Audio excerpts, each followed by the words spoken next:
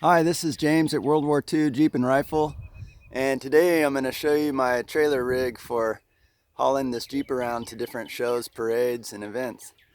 This is a 16-foot car hauler trailer. Notice it doesn't have rails on the sides,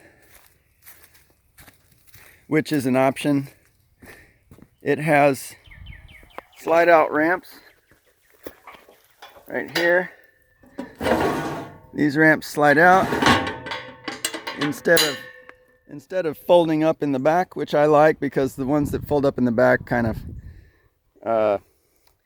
seem to be a little bit awkward. You can slide those ramps to any width spacing along the rail at the back. One option for car haulers is to either get a dovetail or this sort of straight tail. Dovetail slopes down for the last 3 or 4 feet of the trailer, and if you have a very heavy or a low clearance vehicle, sometimes the dovetail can make it easier to get up without centering your vehicle on the lip of the trailer. The dovetail though does have a drawback that it rides very low, close to the road, and can scrape the ground if you go through dips or up hills.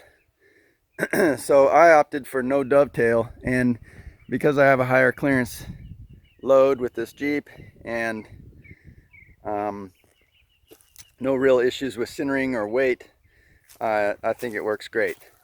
The next thing that I'll show you about this is something I added later, and that is these cleats here. These are available at Tractor Supply or other stores, hardware stores.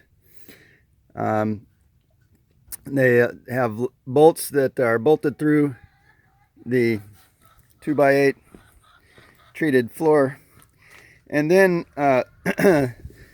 with these I'm able to use this ratchet tie down, which really makes me feel confident about hauling this thing around, that it's well secured to the trailer, and very easy for me to set up and take down to unload or trailer my vehicle. So there you have it, little walkthrough on my car hauler trailer setup, and hope you can find something that works for you. See you guys next time.